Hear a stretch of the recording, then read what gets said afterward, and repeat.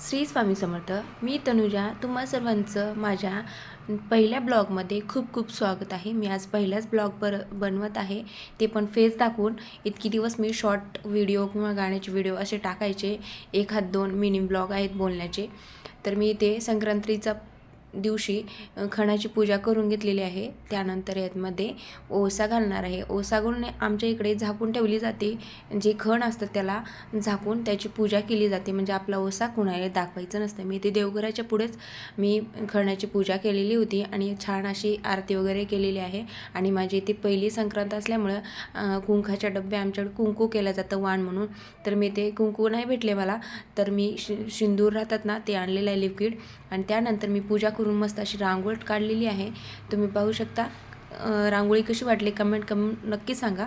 आणि त्यानंतर आम्ही मंदिरामध्ये ओसायला गेलेले आहोत. इतकी गर्दी होती ना, आमच्या सोसायटीमधून आम्ही दोघीच गेलेलो होतो, पण मंदिरामध्ये इतकी गर्दी होती. आमच्या इथे बाप्पाचं मंदिर आहे, त्या मंदिरामध्येच विठ्ठल रुक्मिणीची मूर्ती आहे, तिथेच आम्ही ओसायला गेलेलो होतो.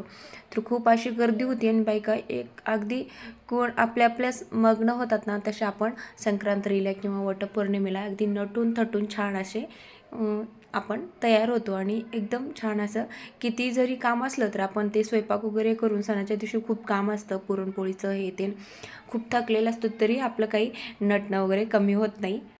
खरं सांगायचं तर ही मूर्ती कोणत्या देवीची होती हे मला माहिती नव्हतं, पण इथून लाईन गोल लावली होती आणि तिथनं गोल लावून आल्याच्यानंतर इथं सगळेजण ओसत होते, पण मी पण इथे ओसून घेतलं. इथं पूजा वगैरे केलं, नैवेद्य दाखवला आणि ओसून घेऊन पुढं गेलात आम्ही. त्यानंतर येते आहे विठ्ठल रुक्मिणीची मूर्ती. तर इथे मी ओसून घेत होते रुक्मिणीला. तर हळूहळू जसे ताई करत होत्या तसंच मी पण करत होते, कारण मी ज्या माझ्या मैत्रिणी आहेत त्यांना मी ताई म्हणते, त्या वयाने मोठ्या आहेत आणि त्यासाठी मी त्यांना ताईच म्हणते. इथे दोघीजण माझ्या मैत्रिणी आहेत तर त्यांना मी ताईच म्हणते. तर अशा प्रकारे मी पण ओसून घेतलं. मला तर काही माहिती नव्हतं, व्हिडिओमध्ये काही चुकलं असेल तर क्षमा असावी.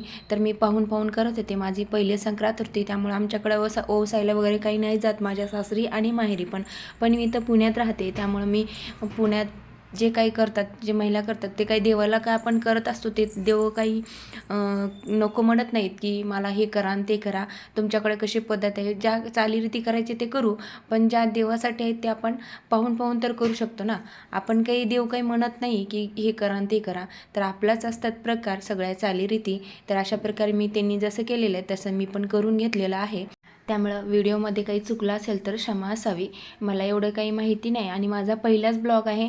ब्लॉग पण कसं शूट केलेलं आहे, हे कसं झालेलं आहे, कारण मी शूट केलेलं नाही. आम्ही ज्या ताई आहेत त्या ताईची मुलगी जी होती आमच्यासोबत, वेदिका नाव आहे तिचं, तर ती आलेली होती आमच्यासोबत. तर तिला मी शूट करायला लावलेलं होतं. इथे हळदी कुंकू दोघींनी एकमेकाला लावून घेतले आणि ते पदरामध्ये घ्यायचं असतं हे सांगितलं. आणि त्यांनी मला काही तेवढं माहिती नाही की कसं करतात काय नाही, मी त्यांचंच पाहून सर्व केलेलं आहे आणि ताईंनी सांगितलेलं आहे मला पूर्ण. तर आम्ही इथे ओसून घेत आहोत एकमेकींना,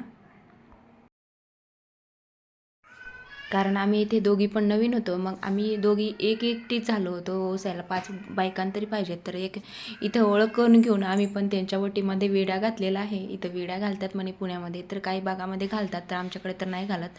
तर आम्ही विडा घातलो त्यांच्या वटीमध्ये.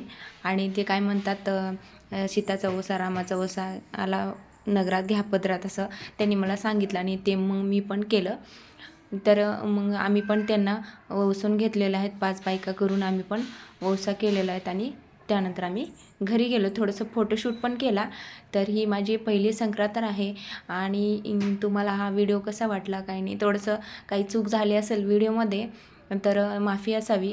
हे मी आता पुन्हा दाखवते तुम्हाला की हे गणपतीचं मंदिर आहे, हे गणपती बाप्पाची मूर्ती आहे. त्यानंतर इथं विठ्ठल रुक्मिणीची मूर्ती आहे. तर मला पण आठवण नाही की पूर्ण मी तुम्हाला मंदिर, खूप सुंदर असं मंदिर आहे.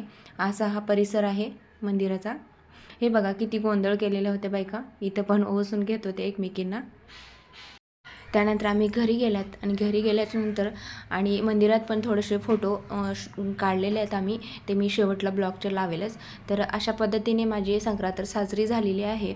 तर तुमची कशी साजरी केला ते कमेंट करून नक्की सांगा. आणि आजचा माझा पहिला ब्लॉग कसा वाटलेला आहे नक्की कमेंट करून सांगा. आणि आवडल्यास लाईक, शेअर आणि सबस्क्राईब करायला विसरू नका.